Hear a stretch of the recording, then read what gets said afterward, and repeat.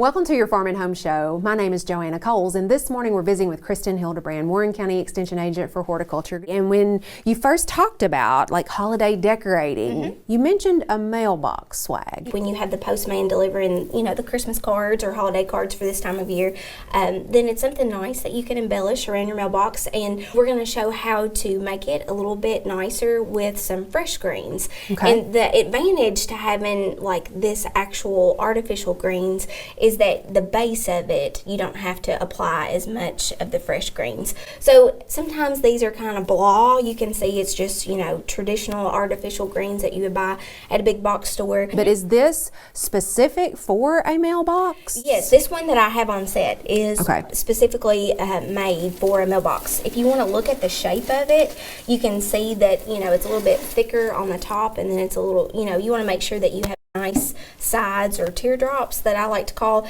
so that way you can snug that mailbox. And then you have these little wires here, and that's how we're going to attach it securely to the mailbox? Yes. Okay. Yes. Yeah, now if you don't have this, you can certainly use a swag form because those work just really good. A lot of times they'll come in 6-foot lengths. Sometimes you can get them a little bit bigger if you have a big mailbox like the 9-foots. So what we've done is I've gone ahead and cut some fresh greens. I have southern magnolia here. I really like it because it's got a nice high gloss leaf to it, and then on the undersides you can see that brown tone right there. So it provides a lot of interest. You can notice this leaf is a lot bigger too, Joanna.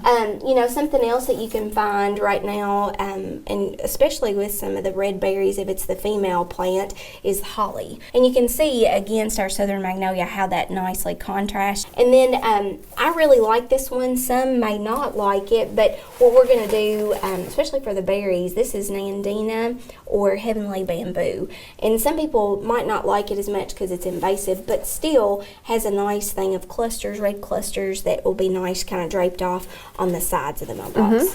So what we're going to do is we fluffed this, and so what we're going to do is add in our southern magnolia. Now I do want to point out that we're going to add a nice bow to it, and we've actually gone ahead and done that ahead of time. And what I'm going to do is, just for placement, so I know where my greens are going to go, I'm just going to set this kind of right in the center, so that way that you can kind of see specifically where the greens are going to go. And you can certainly add more streamers to this after you get all your greens put on there. Okay. So now, Kristin, how are you going to attach these greens? Yeah, so what you're going to do is you're actually going to use the stems of the artificial greens here. You can also use floral wire, which a lot of times it comes like on a paddle, and so each time that you use that, you just kind of wire it around. But what I'm going to do is just kind of place things just to see how I like it. The thing about this is that because we have such a good base with some of our artificial greens, you might not have to use as much.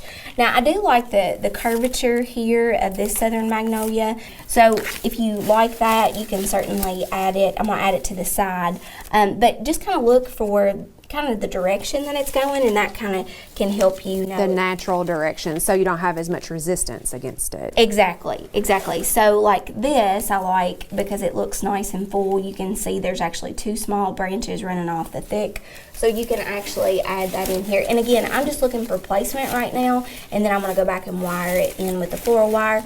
A lot of times if people don't have floral wire, they can also use pipe cleaners. Pipe cleaners are green, and they can hide in really well. All right, Kristin.